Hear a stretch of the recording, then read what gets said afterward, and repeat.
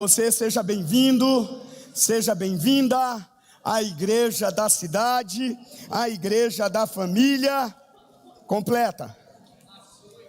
Vou lá dar oportunidade de novo, hein? Seja bem-vindo à igreja da cidade, à igreja da família completa. Fala isso para alguém do seu lado. Você está na igreja da cidade, que também é a igreja da família. E que também é a sua igreja. Quantos podem celebrar? Aleluia! Louvado seja o Senhor. E nós celebramos o término da segunda semana da estação Casas de Paz 2025. Irmãos, eu tenho recebido tantos testemunhos, eu quero realmente pedir para essa igreja, de novo, aplaudir cada dupla de semeador da paz. Eles estão quebrando tudo, estão arrasando com o inferno, ah, meu Deus do céu. Será que a igreja do lado mudou para cá, irmão? Eles estão arrasando com o inferno, irmão. Estão enchendo as ruas dessa região com a paz que excede todo o entendimento. Amém? E é só o começo, Abra sua Bíblia na carta de Paulo aos Filipenses. Eu fui capturado por essa verdade e eu quero compartilhar com você hoje esse texto, já que nós estamos na estação Casas de Paz. Eu sou pastor e sou psicólogo e ouço constantemente de pessoas dizendo: eu preciso tanto de paz, porque minhas emoções não me deixam em paz, minhas finanças não me deixam em paz, minhas circunstâncias não me deixam em paz.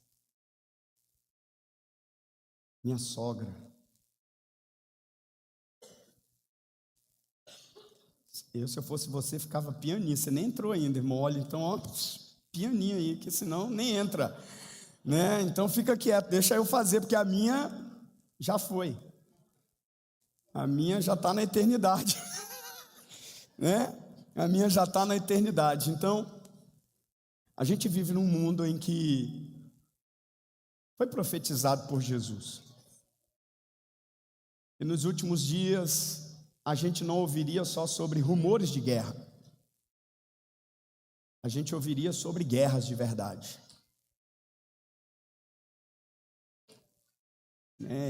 E às vezes as guerras, elas vão ocupando dimensões diferentes, não só entre nação contra nação, mas às vezes guerras dentro de casa. Quantos pais de adolescentes estão me entendendo o que eu estou falando aqui?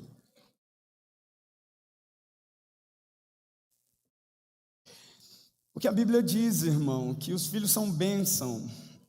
E a Bíblia diz assim, que eles são como flechas na aljava. E muitas flechas na aljava pesam, se é que me entende. Pesa no bolso, pesa no cuidado. São bênçãos, mas até as bênçãos de Deus podem pesar na nossa vida. Entendeu? Mas às vezes, se a gente diminuir mais ainda o ambiente dessas guerras, a gente chega dentro de nós. A gente sai de nações para dentro de famílias, saímos de famílias para dentro de nós mesmos.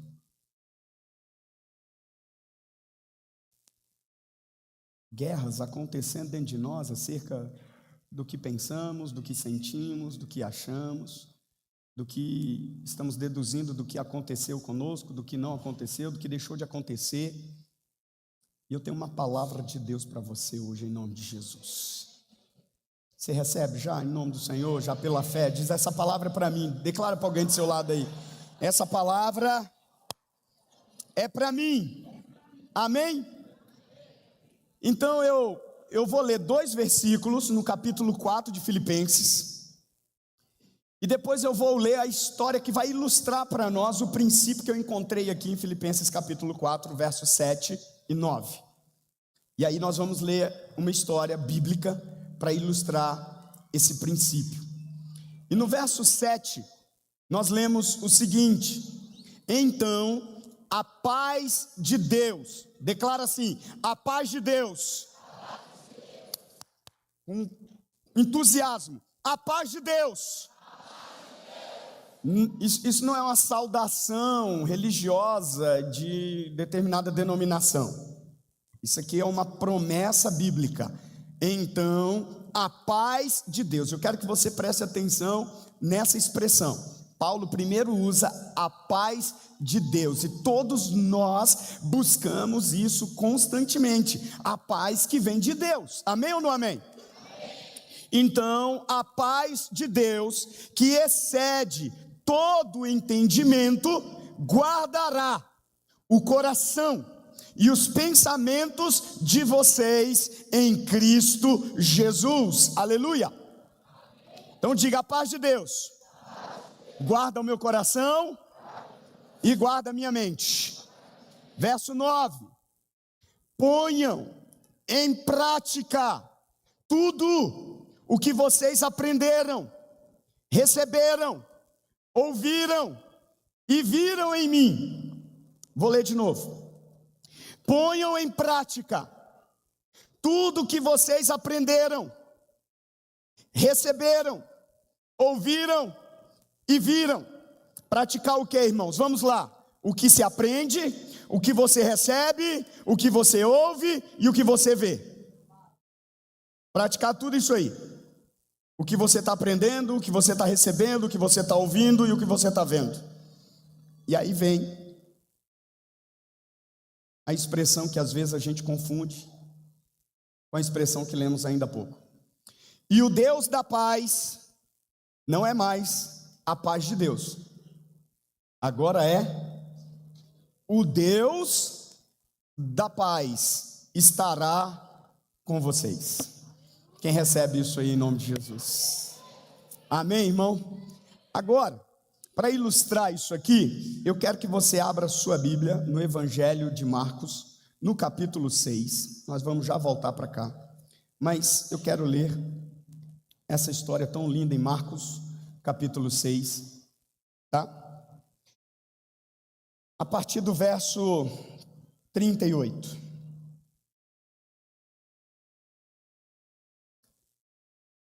Jesus perguntou aos discípulos: quantos pães vocês têm? Verifiquem. Quando ficaram sabendo, disseram. Depois de verificar, nós encontramos 5 pães e 2 peixes. Então Jesus ordenou que fizessem toda a multidão se sentar em grupos na grama verde. Assim eles se sentaram em grupos de 100, em grupos de 50. E tomando os 5 pães e os 2 peixes, e olhando para o céu, deu graças e partiu os pães. Em seguida, entregou-os aos seus discípulos, para que os servissem ao povo. Também partiu os 2 peixes entre os 12 discípulos. Todos comeram e ficaram satisfeitos. E os discípulos recolheram 12 cestos cheios de pedaços de pães e pedaços de peixe. Os que comeram foram 5.000 homens, sem contar mulheres e crianças. Logo em seguida, diga assim, logo em seguida, Jesus insistiu com os discípulos que entrassem no barco e fossem adiante para Betsaida, enquanto ele despedia a multidão. Tendo despedido a multidão, Jesus subiu a um monte para orar. Ao anoitecer, o barco estava no meio do lago, no meio da viagem, e Jesus se achava sozinho em terra. Ele viu os discípulos remando com dificuldade, porque o vento soprava contra eles. O vento soprava contra eles, era alta madrugada. Então Jesus dirigiu-se a eles, andando sobre o lago, e estava já a ponto de passar por eles. Quando viram Jesus andando sobre as águas, pensaram que fosse um fantasma. Então gritaram, pois todos o tinham visto e ficaram aterrorizados. Jesus, porém, imediatamente lhes disse: tenham coragem, não tenham medo, sou eu. Então Jesus subiu no barco para junto deles, e o vento cessou. Eles ficaram atônitos, pois não tinham entendido o milagre dos pães. O coração deles estava endurecido. Vamos orar? Pai, revele-se do teu jeito, à tua maneira, tocando homens e mulheres nessa noite. Os que estão aqui presentes nessa sala, quanto aqueles que estão na sala de suas casas, nos acompanhando no ambiente online. Que a mesma unção que o Senhor está liberando aqui possa encher cada casa, carro, aonde quer que estejam assistindo a essa mensagem que o Senhor separou para nós nessa noite. Nós te pedimos, Pai, ouvidos espirituais para ouvir o Espírito Santo. Nós te pedimos um coração não endurecido como os discípulos, mas te pedimos um coração quebrantado, para que o Espírito Santo não encontre resistência em nenhum de nós, a fim de que a santa semente da palavra de Deus seja implantada em nós, a fim de que vejamos na nossa própria vida o potencial máximo de colheitas que o Senhor tem para cada um de nós. Nós te pedimos olhos também para ver o que o Senhor tem reservado para nós, e respondermos, ó Deus, com um coração obediente, no final dessa palavra, o que o Senhor nos desafiar. Em nome de Jesus, nós oramos. Amém, amém e amém. Quando juntamos esses dois textos, nós podemos chegar a uma frase, que ao mesmo tempo ela desafia, inquieta, confronta, mas também consola, conforta, edifica. Por quê? Porque quando nós alinhamos esses dois textos e eles conversam entre si, muito mais do que a gente imagina que eles conversam, porque embora seja escrito por um discípulo do apóstolo, Marcos foi discípulo de Pedro diretamente, e o primeiro texto que lemos foi escrito pelo apóstolo Paulo, um dos maiores escritores do Novo Testamento. Se no céu a gente descobrir que foi ele que escreveu Hebreus, então ele escreveu mais da metade do Novo Testamento. No Novo Testamento nós temos 27 livros, e ele sozinho, de maneira clara, que a tradição cristã aceita, escreveu 13 livros, sem contar Hebreus. Se Hebreus foi dele, então 14. Então ele sozinho escreveu mais da metade do Novo Testamento, se a gente chegar lá no céu e descobrir que foi ele. Por que eu estou falando isso? Porque a tradição não tem uma definição de quem escreveu Hebreus, mas eu aposto muito no apóstolo Paulo, não no Betis e nem no Tigrinho. Mas essa é uma mensagem para outro dia. Mas hoje esses dois textos conversam e trazem uma declaração para nós. Mesmo que eu me encontre no meio de uma situação que eu só vejo pedaços, se a minha fé estiver inteira, os pedaços irão testemunhar. Eu vou dizer de novo. Mesmo que eu me encontre no meio de uma situação em que eu só veja pedaços, a minha vida foi estraçalhada, minhas emoções foram estraçalhadas, os meus sonhos foram estraçalhados, minha esperança foi estraçalhada. Mesmo que eu me encontre no meio de uma situação em que a minha vida esteja em pedaços, se eu permanecer com uma fé inteira, Deus vai usar os pedaços, e os pedaços irão testemunhar na minha vida. Por isso o tema dessa palavra é: até os pedaços testemunham. Repete isso para 3 pessoas ao seu redor aí. Até os pedaços testemunham.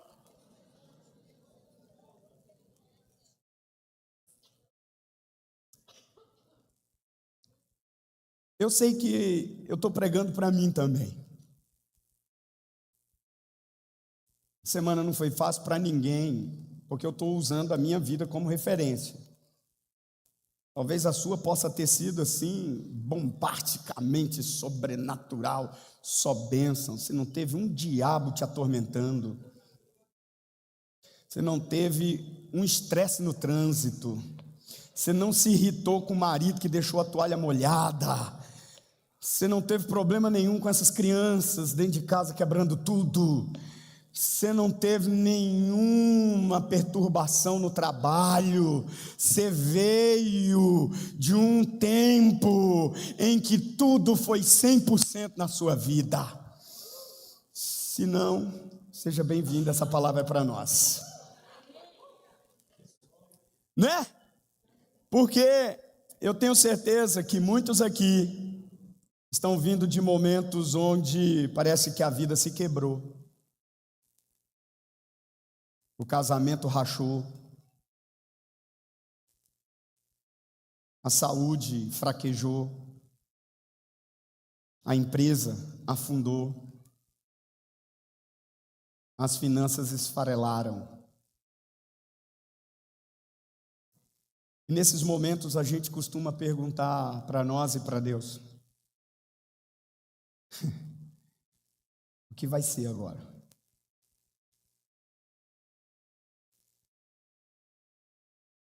Se o que me resta são pedaços, se com aquilo que eu achava que era inteiro estava difícil, imagina agora com pedaços. Mas Deus nos trouxe aqui nessa noite, noite em que celebramos a Santa Ceia do Senhor, para ouvirmos uma verdade. Quando a fé permanece inteira, até os pedaços testemunham. Quando a fé permanece inteira, não é grande, é inteira. Eu tenho que enfatizar isso, porque às vezes a coisa não é sintetizada, porque eu tenho no meu público aqui o tio Naimon, que ele tem muita dificuldade de processar as coisas. E às vezes eu tenho que falar assim, minuciosamente. Então quando eu falo uma fé inteira, eu não estou falando de uma fé gigante, que faz o sol parar, que abre o mar vermelho, que faz muralhas caírem. Apenas uma fé que diz assim: eu não vou retroceder. O vento é contrário, é alta madrugada, mas eu não vou retroceder. A Bíblia diz que nessa hora Jesus viu os discípulos remando, não para voltar, mas para irem na direção que a palavra foi dada, remando com dificuldade. Você está aí, irmão? Você está aí ou não? Então, antes de compartilhar com você o princípio para a gente entrar nessa história e hoje eu vou rápido mesmo. Se você piscar, você perde a essência da palavra. Pelo menos eu penso. Nós estamos semeando a paz. A gente tem ido em casas, a gente tem ido para empresas.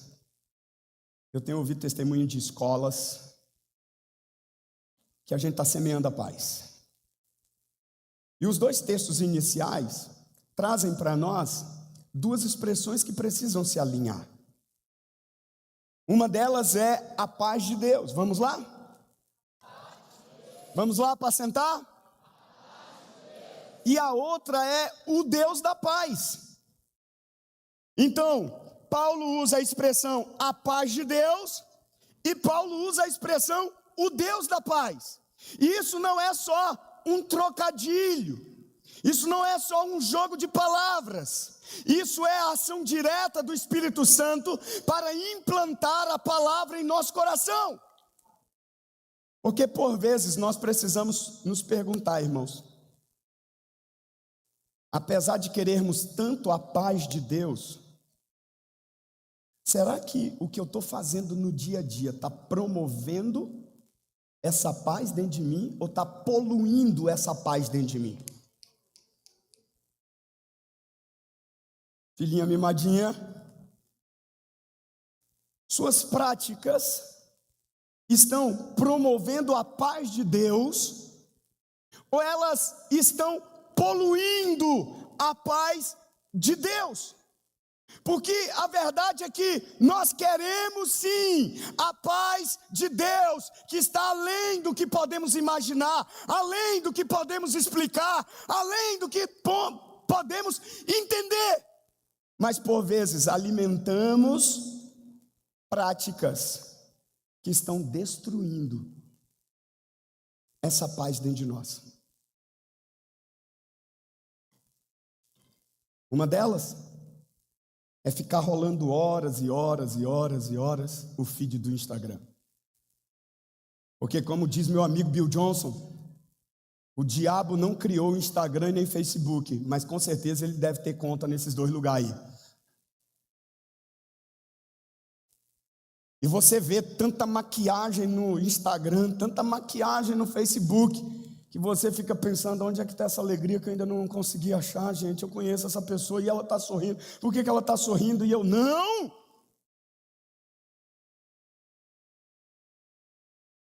E vamos então nos contaminando, fazendo comparações, seguindo perfis de fuxico gospel.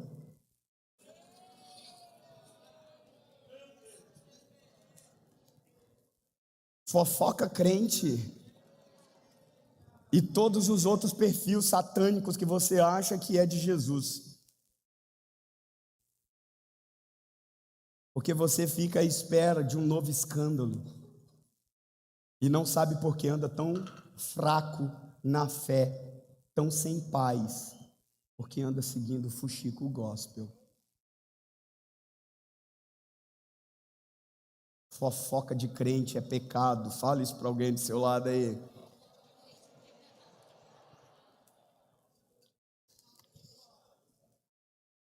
A paz que Deus tem para nos dar não é mágica, é fruto de práticas alinhadas com Deus. Vou repetir, talvez você se perdeu. A paz não é uma mágica que Deus faz. Mas existem práticas que me alinham com Deus. E eu tenho plena consciência disso hoje, apacentar. Que é essa a razão do apóstolo Paulo dizer, primeiro, nós podemos experimentar a paz que excede todo o entendimento. Se a gente aprender a não resistir o Deus da paz que quer andar constantemente com a gente.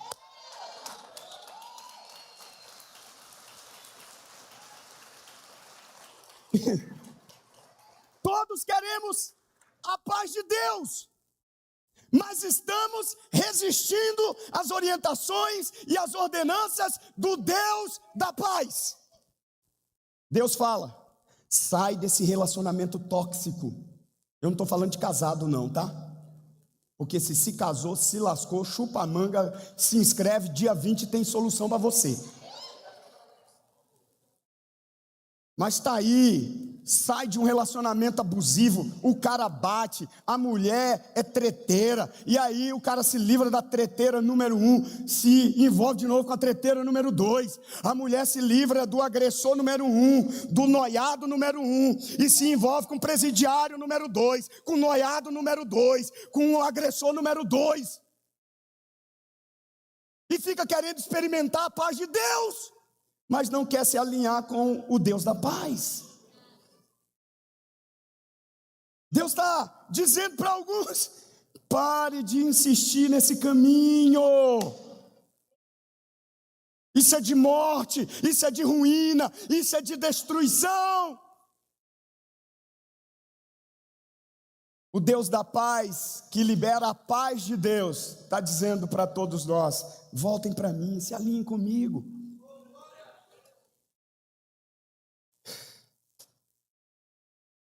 Há muitos que desejam realmente, de todo o coração, e eu não nego isso, a paz de Deus. Mas estão, dia após dia, pastora, resistindo o Deus da paz. Muitos vão se assustar quando chegarem no céu e descobrirem que Jesus está lá. Porque eles achavam que poderiam viver um céu sem Jesus, viver o céu do seu jeito. Então hoje, nós precisamos entender que não existe paz verdadeira longe de quem é a própria paz. E nós cantamos aqui, Ele está na casa. Vai pegar, Ele está na casa. Jesus está aqui, irmão. Então o Deus da paz, o príncipe da paz, o Shalom está aqui nessa noite. Para que nós possamos receber a paz que Ele carrega. Então, para aqueles que estão alinhados com Deus, com o Deus da paz, é bom que a gente entenda que nem sempre a gente vai ter a situação ideal. Porque isso também pode cair na cabeça do Tunai, que o pastor disse assim: eu quero a paz de Deus, mas eu preciso me alinhar com Deus da paz, e quando eu me alinhar com Deus da paz, vai ser tudo facinho, facinho na minha vida. Se você é crente mais de um dia, sabe que isso não é verdade. Se você é crente de verdade, seguidor de Jesus, você sabe que a coisa não é fácil assim. Ou você veio maquiado religiosamente hoje, no dia da ceia? A gente costuma expor as maquiagens aqui, irmão. A gente costuma mostrar o que está por trás da maquiagem. Então, às vezes, não é porque nós estamos obedecendo uma palavra que os ventos não vão soprar contra. Como eu gostaria, irmão, no dia que eu disse assim: Deus, eu vou atrás desse homem para ele abrir a porta para nós aí e alugarmos a Arena do Avivamento. Como eu gostaria que Deus já tivesse enviado 500 mil para a gente terminar esse negócio e já está lá dentro celebrando. Mas eu passei a semana inteirinha chorando, feito um mendigo, desgraçado. Nós precisamos comprar um equipamento de 9 mil reais, envia sua oferta.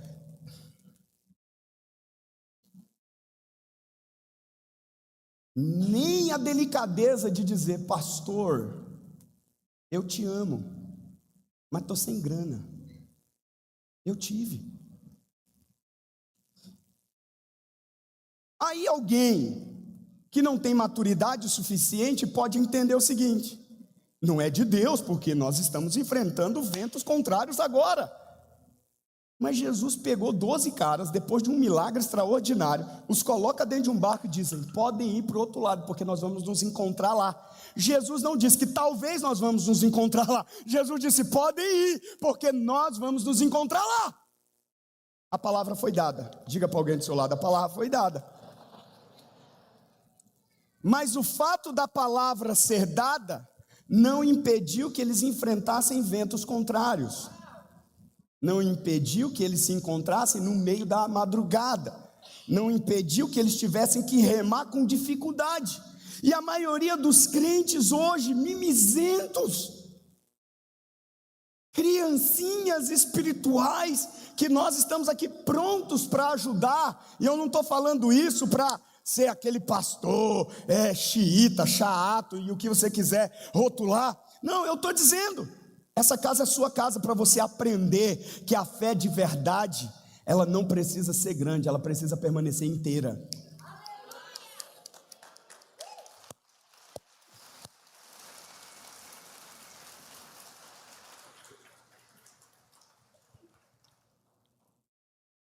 Então,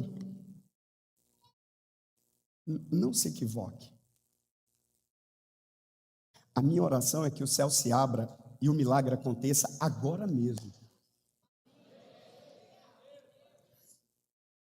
E para ser honesto, eu até acredito que o milagre aconteça agora mesmo, mas entre o momento em que o milagre acontece, até que o momento que o milagre se manifeste, leva um tempo.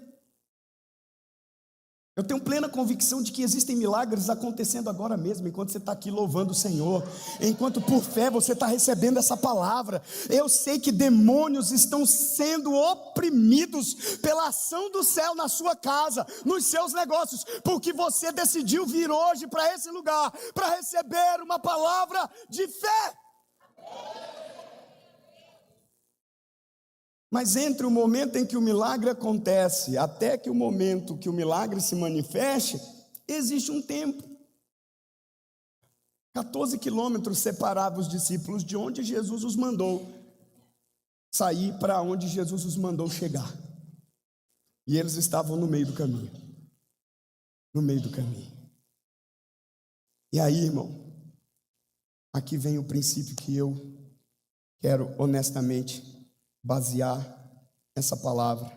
E se você pegar esse princípio e praticar, nós vamos olhar minuciosamente como é que ele pode ser aplicado. Mas se você quiser tomar nota, quando eu tenho um apóstolo dizendo: eu posso experimentar a paz de Deus, que excede todo o entendimento, mas eu também tenho a presença do Deus da paz para guardar o meu coração. E quando eu olhei esse texto, o Espírito Santo me disse assim: anota, porque isso eu anotei. E eu quero que você tome nota. E não erre. E me marca no Instagram. Marca a igreja no Instagram. O princípio é: mesmo que eu não sinta a paz de Deus, eu posso crer que o Deus da paz estará comigo.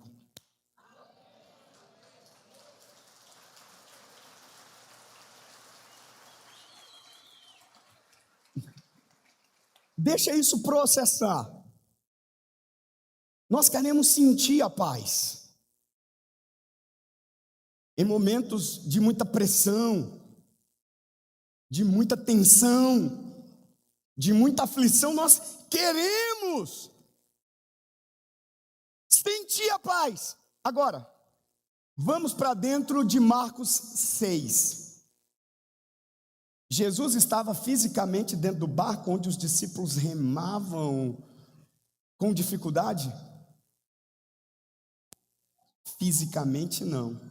Mas a Bíblia diz que Jesus os via no meio da viagem, com ventos contrários, remando com dificuldade na alta madrugada. Se você perguntasse para qualquer um dos 12, e aí, está sentindo que a coisa vai acontecer? E aí, está sentindo que a coisa está indo bem? E aí, como é que estão as suas emoções? Como é que estão os seus sentimentos? Eu tenho certeza que Pedro pegaria um daqueles remos e diria: como é que você acha que eu estou sentindo? Como é que você acha que eu estou sentindo paz? Olha os calos aqui, rapaz. Jesus podia facilitar para nós. Não podia? E agora você vem me perguntar como é que... Quantas vezes você não fez isso, né, Elias? E a maioria de nós vive na infantilidade da fé, porque tem tentado buscar sentir a paz e perdido a confiança no Deus da paz que está presente.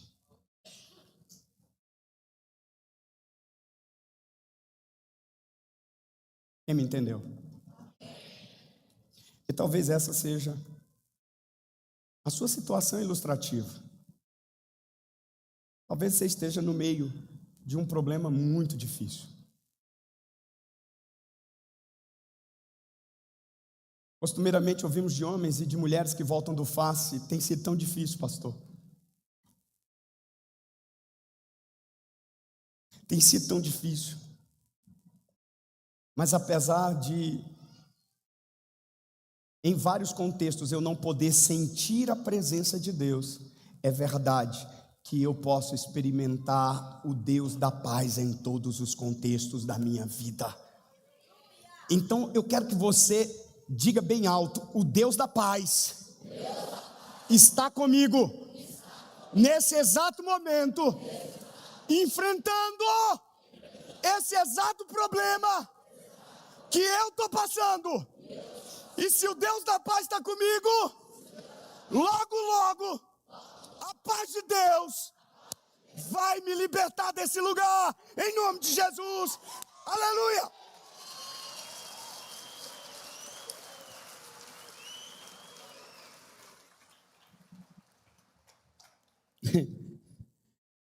Eu tenho aprendido a dizer isso no trânsito.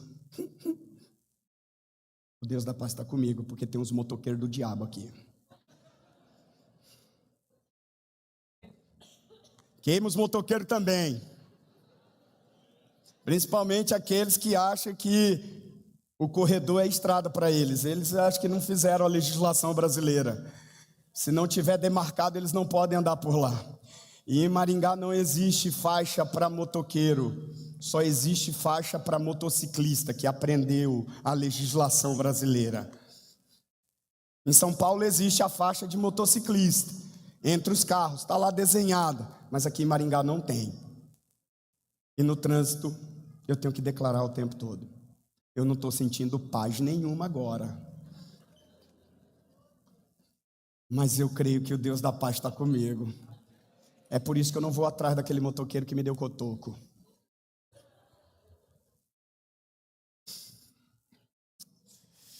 No hospital, dor, eu posso dizer: eu não estou sentindo a paz, mas eu creio que o Deus da paz está aqui nessa sala do hospital comigo. Não estou sentindo paz nessa entrevista, mas eu sei que o Deus da paz me favorecerá nessa entrevista. Não estou sentindo paz nenhuma nesse velório, mas eu sei que o Deus da paz está comigo aqui. Essa conta atrasada não está me fazendo sentir paz de jeito nenhum, eu não estou nem dormindo, mas o Deus da paz está comigo. Eu estou no meio de uma reunião difícil em que eu possa não sentir a paz, mas eu posso crer que o Deus da paz está comigo. Eu estou pregando para alguém aqui, irmão? Alguém está recebendo essa palavra aqui em nome de Jesus? Então eu quero te dizer que o Deus da paz, Ele não vai esperar que você sinta a paz, mas Ele vai te encontrar no meio da crise, no meio da dor, no meio da tempestade. Porque antes de concluir essa palavra, e eu já estou concluindo, eu olhei esse texto e falei: meu Deus, como é incrível o quão longe eles foram com uma palavra tão simples. Jesus disse: entrem no barco. E ó, pro outro lado. Eu tenho certeza que a maioria dos que estão aqui diria assim: tá bom, Jesus, eu estou sem gasolina para pôr no barco, como é que eu vou? Eu não estou sentindo nada de liderar célula. Né, filhinha? Mimadinha. Não dá. E eu entreguei uma frase que recebi do Senhor essa semana para os líderes dessa igreja. Se o Espírito Santo disser para você sentar, não olhe para ver se tem cadeira. Sente, porque quem vai providenciar a cadeira é Ele.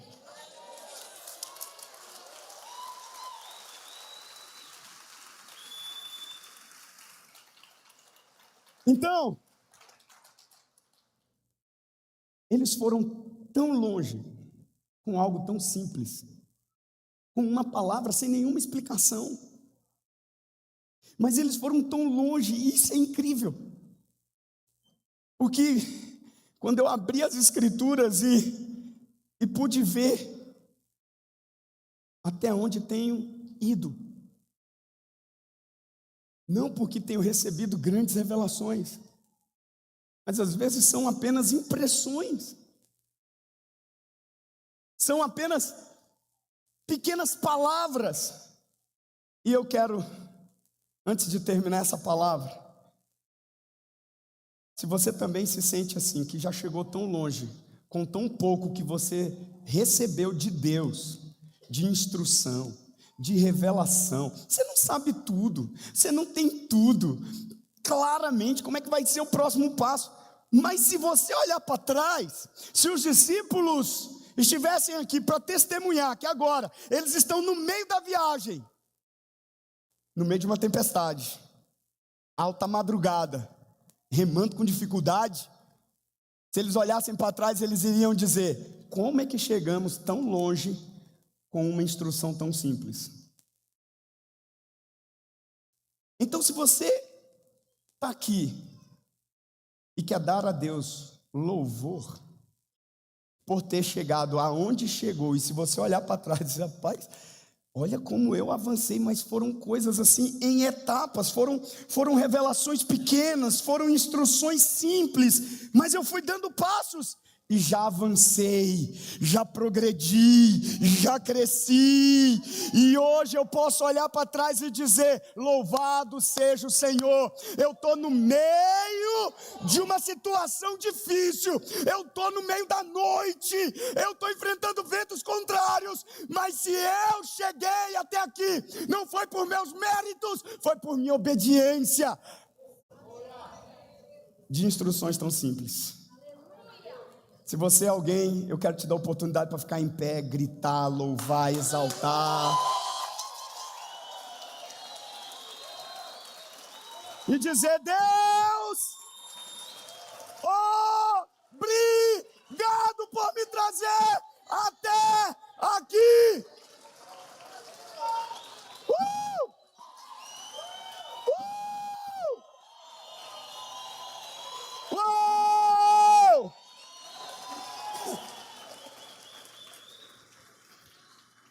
Pode sentar que eu não acabei. Só para exercitar os músculos.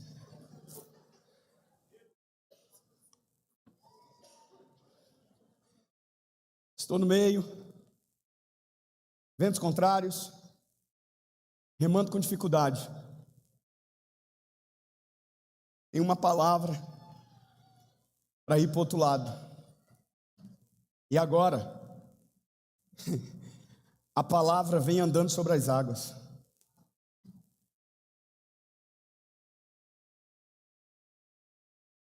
E fique tranquilo se no meio dessas coisas você sente medo. Porque esses 12 homens sentiram medo. Mas ficou claro que, embora eles não tivessem a experiência do sentimento da paz, eles estavam agora experimentando a presença do Deus da paz. Você está aí? E às vezes o medo vem, e eu quero trazer alívio para nós, não porque nossa fé é pequena,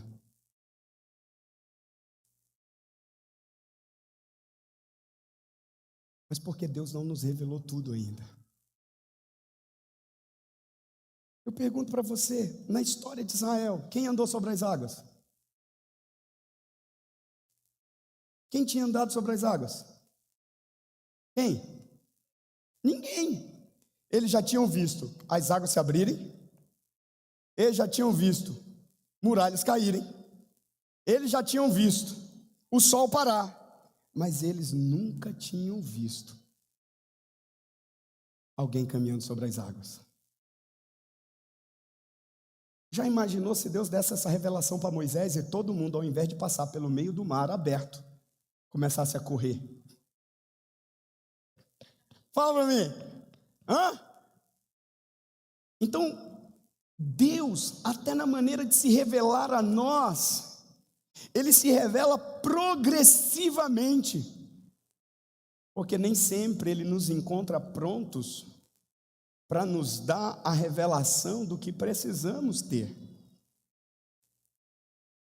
E Jesus vem sobre as águas, e aqueles homens nunca tinham visto alguém andar sobre as águas, e a história mais comum entre pescadores era de fantasmas, e eles começam a acreditar nisso. E sabe o que me alegra? É que nem mesmo as mentiras em que eu acredito impedem Jesus de se aproximar de mim. Eu não sei para quem eu estou pregando hoje aqui, mas eu sei que teve gente que entrou aqui dizendo: eu já acreditei em tantas mentiras, eu acho que Deus não confia mais em mim. Eles acreditaram na história de fantasma.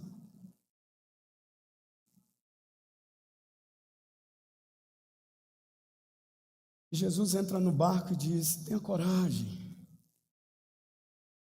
não tenham medo, sou eu, não é fantasma. Eu quero declarar profeticamente que Jesus está entrando no meio da sua madrugada agora.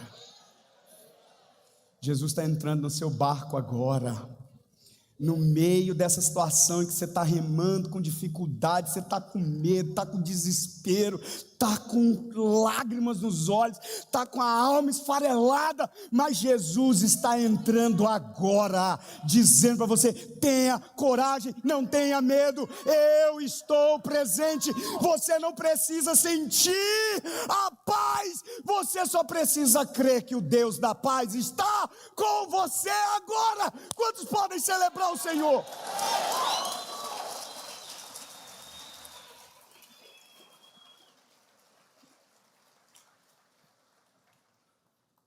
Então, olha comigo, Marcos 6, e eu vou concluir agora.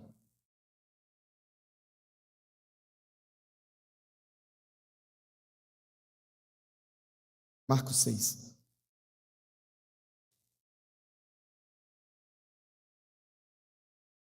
Às vezes, nós estamos exatamente no meio do que Deus acabou de fazer e do que Deus está prestes a fazer. Recebe isso, irmão. Sua semana vai ser diferente se você entender isso. Deus acabou de fazer algo, mas você está no meio do que Deus acabou de fazer e do que Deus está prestes a fazer. Deus está prestes a fazer o que olho não viu, o que ouvido não ouviu, o que coração não sentiu. Deus está prestes a abrir portas aqui, que mão nenhuma vai fechar. Deus está prestes a fazer curas acontecerem. Deus está prestes a restaurar casamentos. Deus está prestes a trazer de volta filhos que se distanciaram da casa do Pai. Deus está prestes a libertar homens de vícios. Deus está prestes a manifestar a sua presença gloriosa, que irá mudar toda a situação. Tem alguém aqui que crê? Me ajuda aí! Me ajuda! Diga assim: eu estou no meio daquilo que Deus acabou de fazer e que Ele está prestes a fazer. Marcos 6. Marcos 6. Me sinto ungido para entregar essa palavra a você, irmão.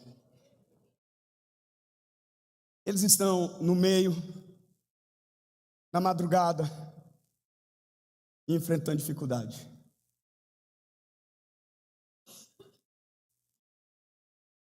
Mas o tema dessa palavra, e quando eu estou alinhado com esse Deus da paz, nem sempre eu vou sentir a paz dele, mas sempre eu terei a presença dele.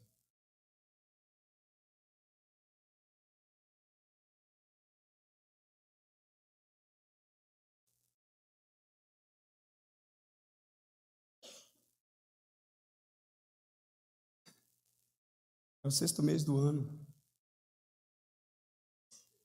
Eu tenho certeza que, se você é humano de verdade, você não chegou aqui sentindo paz o tempo todo. Mas você chegou porque Deus prometeu estar presente com aquele que o recebe como Senhor e Salvador. E se você chegou até aqui, não porque sentiu, mas porque Ele estava presente, por que você quer continuar a partir daqui querendo sentir, ao invés de simplesmente confiar que Ele vai estar presente?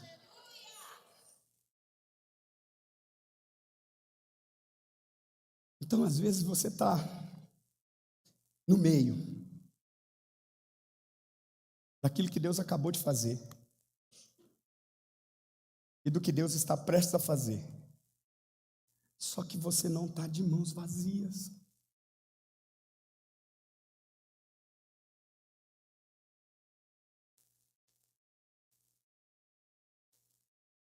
E às vezes, eu quero, assim, te entregar isso, irmão, porque isso, na madrugada de quarta para quinta, de quinta para sexta, de sexta para sábado, me trouxe alívio.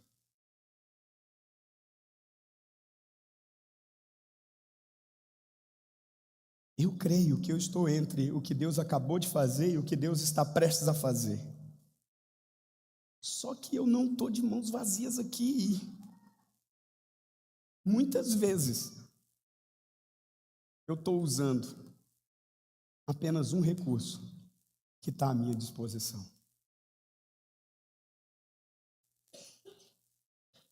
Posso mostrar, irmão? Porque você está com a cara de incredulidade. Pastor não pode ser tão honesto assim, né, irmão? Mas meu compromisso não é fingir, é ser. Porque o apóstolo Paulo disse: tudo o que vocês aprenderam, receberam, ouviram e viram em mim. Eu ainda não cheguei nessa fase. Eu posso dizer algumas coisas. Algumas coisas. Você está aí? Então, sabe aquele final, aquele início de filme que começa pelo final? Você já assistiu o filme assim ou não? Que mostra o final. Aí depois você é levado para o começo do filme, para chegar naquele desfecho. Então vamos lá. Eu não quero que você perca de vista isso. Louvor, pode vir já. Pode vir. Eu estou entre o que Deus acabou de fazer e o que Deus está...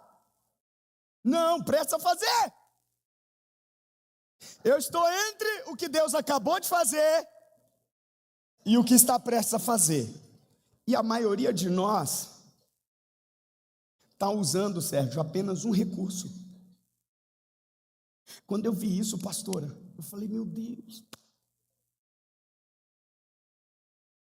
A maioria de nós está usando o remo. E não deixe de usar o remo. Fala isso para alguém do seu lado, irmão. Se você está num barco e tem vento soprando contrário, está madrugada,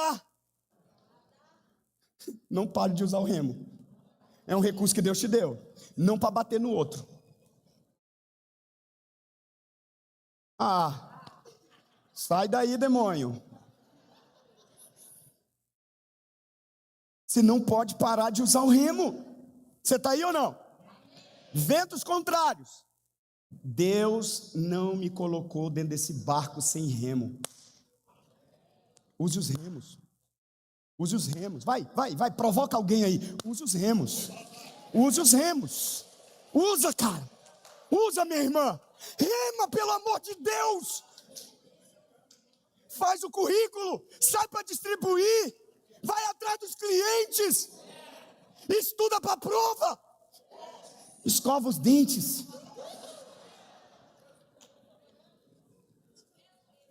Usa os remos. Vai, provoca de novo. Usa os remos. Pede perdão. Vai. Aproveita agora. Ninguém sabe do que aconteceu, mas aproveita agora. Pede perdão.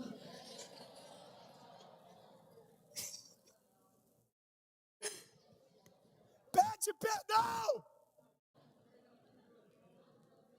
Você está aí? Ei!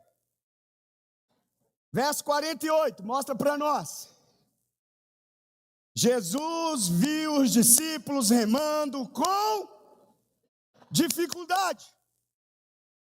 Não para de remar, irmão. Pastor, explica melhor. O remo pode ser seu louvor. Lembra como terminamos domingo passado? Quando eu louvo, Deus batalha as minhas guerras.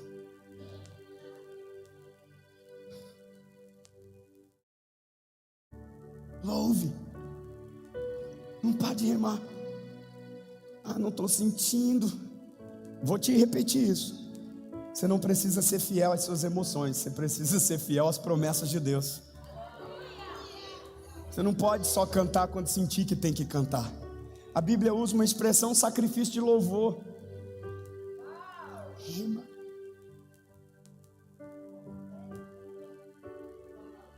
Três horas da tarde eu estava remando, juntamente com a pastora. 10 horas da manhã, a gente não estava remando, a gente estava louvando, vendo o pão se multiplicar. Porque a gente descobriu que ela estava grávida. Mas 3 horas da tarde, a gente descobriu.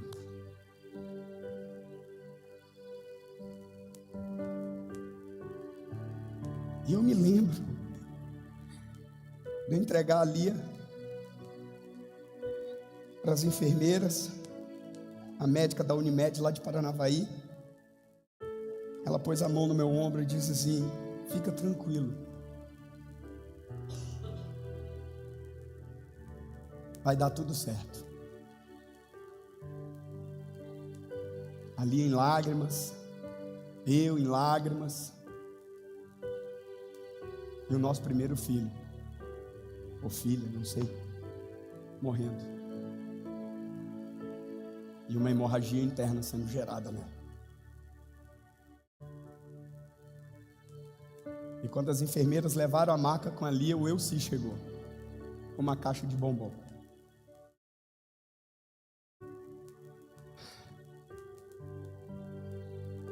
E ele não sabia o que falar. Entregou a caixa de bombom e ficou do meu lado. Eu peguei a caixa de bombom, sentei na cadeira lá do corredor e comecei a louvar a Deus. Irmão, o remo também é um recurso que Deus te deu. Você está esperando que Jesus entre no seu barco para remar no seu lugar?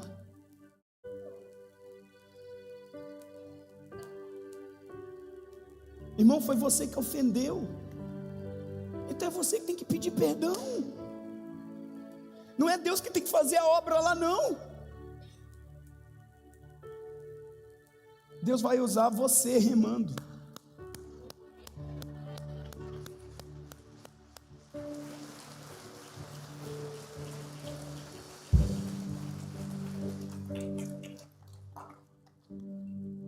Jesus os viu.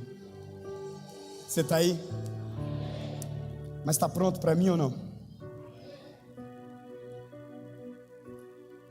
Apegue-se ao que você ouviu.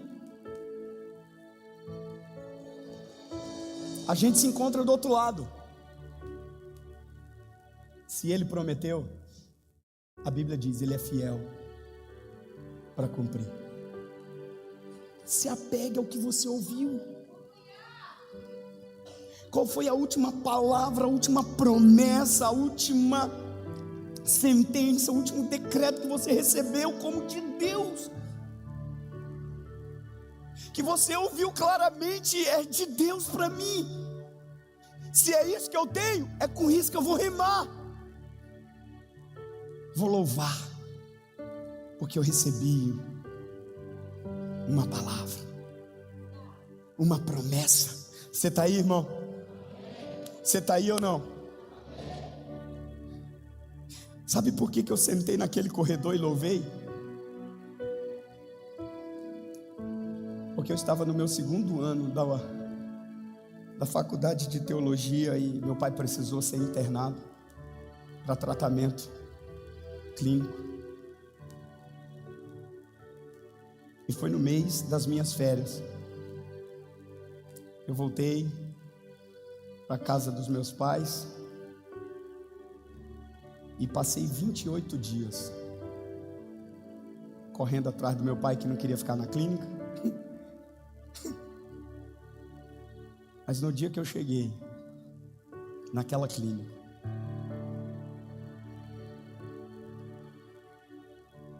não tinha dinheiro para hotel, não existia Airbnb. E eu perguntei para a secretária, me mandaram para cá, eu não sei como é que isso funciona, mas aonde que eu vou dormir? Porque na entrevista ali com o psiquiatra disse que eu tenho que ficar colado nele. Mas ele está lá amarrado na maca, e do lado da maca não tem nem cadeira. E ele está igual um leão brabo lá. Não tem cadeira. E a enfermeira, com uma delicadeza igual o coice de uma égua, ela apontou assim para o corredor e mostrou vários bancos de madeira, sem encosto nenhum. E ela falou, se quiser dormir, está ali, ó. Aquela foi a primeira noite em que eu disse, Deus, eu estou quebrado de verdade.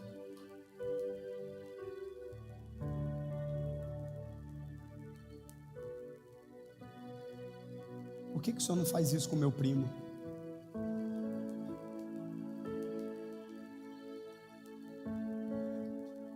Por que o Senhor não faz isso com aquele vizinho lá que eu conheço, que não vale nada? Eu estou no seminário tentando melhorar o dom que o Senhor me deu, para poder te servir melhor e servir pessoas. E eu venho para um tempo de descanso, e é para esse lugar que o Senhor me traz. E aquela vontade de choro aumentando, não sei se você já passou por isso, irmão, que você não consegue controlar, e pessoas do seu lado, você com vergonha de chorar, de que eles vejam você chorando. Quando já passaram por isso aqui? E eu me virei para a parede.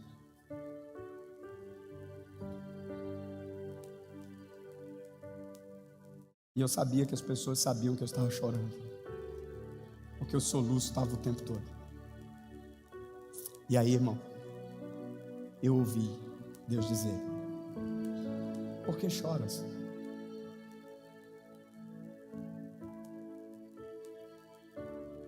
Por que você não gasta a mesma energia, mesmo que chorando, louvando? Então naquele dia que ali entrou no corredor, eu tinha um testemunho aqui me apegar, eu tinha um remo. Fala para alguém do seu lado, Deus tem dado testemunhos para você, irmão. Quantos tem testemunhos aqui, irmão? Quantos podem dizer, eu vou me levantar nesse barco e vou remar, com testemunhos que o Senhor já me deu?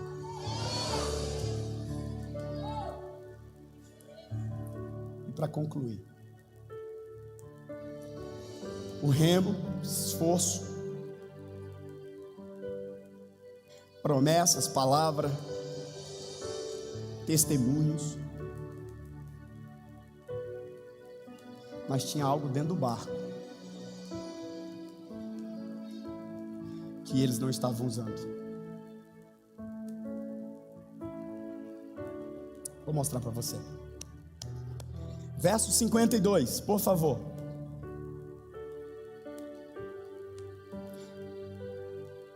Pois não tinham entendido,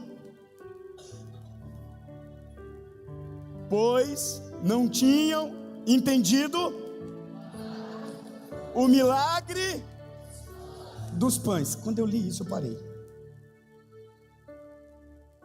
Eu voltei, rebobinei. Peraí. Como é que isso aparece do nada assim, que eles não tinham entendido o milagre do pão? Eles estão remando, tem uma palavra, eles têm testemunho, mas eles não estavam usando.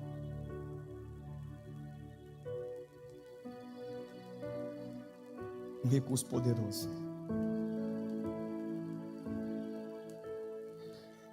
Antes deles saírem e entrarem no barco, Jesus falou para eles, vamos para o texto, eu vou mostrar aí, você já pode ficar em pé e nós vamos orar aqui juntos. Pode ficar em pé, irmão, em nome de Jesus.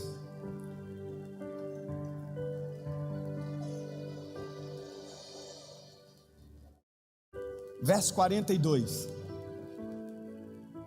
Todos comeram e ficaram satisfeitos. Ok? Eu estou entre o que Deus acabou de fazer e o que Ele está prestes a. Só que aqui no meio eu não estou de mão vazia, eu tenho um remo. E eu estou às vezes usando só os remos. Mas o Senhor me mandou dizer para você, você não está enxergando o negócio aí. Hoje haverá uma cirurgia coletiva aqui. Cataratas espirituais serão removidas aqui, irmão. Você vai enxergar o que está dentro do seu barco. Você está aí? Você está recebendo essa palavra? Todos ficaram cheios, satisfeitos. Verso 43. E os discípulos recolheram 12 cestos cheios de pedaços de pão e de peixe. Os caras estão remando.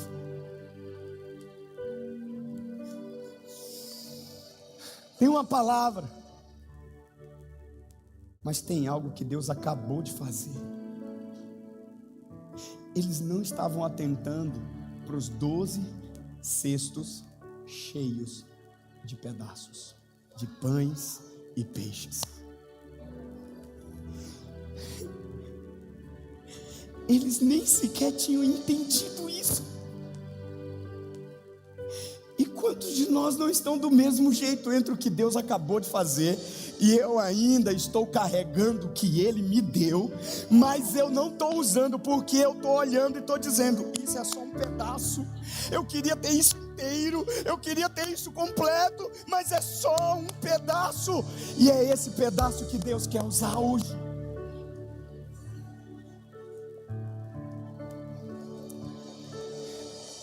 É esse pedaço de pão, de peixe, que já está com você, irmão. Você não vai de mão vazia. Há remo sim, mas há uma provisão no meu barco. Há uma provisão no meu barco. Mas a maioria de nós está desperdiçando porque é só um pedaço. É só um pedaço. É um pedaço de pão, é um pedaço de peixe. A minha oração é que o Senhor abra os seus olhos para ver o cesto que está no seu barco, irmão. Deixa eu corrigir isso. A minha oração é que o Senhor abra os seus olhos para verem os cestos que já estão no seu barco. Você pode estar remando dizendo, o plano não funcionou, o casamento encalhou, a empresa faliu, a emoção explodiu. Mas o Senhor está dizendo, eu já coloquei a provisão dentro do seu barco. Quantos homens tinham dentro do barco? Quantos homens tinham dentro do barco? Quantos cestos ficaram dentro do barco? Você não trafegará, não navegará entre o que Deus acabou de fazer e o que Deus está prestes a fazer de mãos vazias. Há uma provisão dentro da sua casa, dentro da sua alma. Há uma provisão dentro desse barco. Jesus está chegando, mas até que Ele chegue, olhe os cestos, olhe o milagre, olhe a graça e diga, é só um pedaço. Mas se eu entregar esse pedaço para Deus, Deus é poderoso para multiplicar isso na minha vida.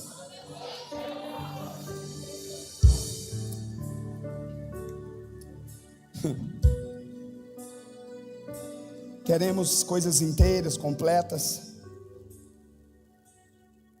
mas às vezes estamos segurando só um pedaço de esperança, um pedaço da vontade, um pedaço da força, um pedaço, mas um pedaço nas mãos de Deus é o suficiente.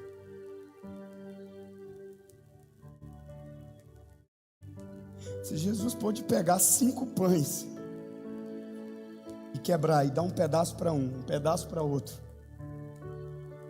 um pedaço para outro, um pedaço para outro, 12 pedaços, pegar 2 peixes e partir em pedaços e dar um pedaço para cada um deles, e no final, cada um dos 12 não saiu com um peixe inteiro, não saiu com um pão inteiro, mas saiu com um cesto cheio de pedaços, de pães e de peixes.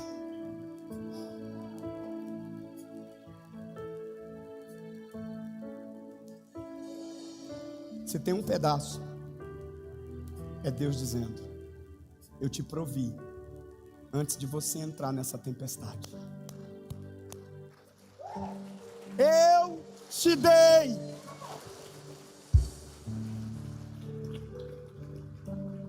A provisão até que você perceba a presença.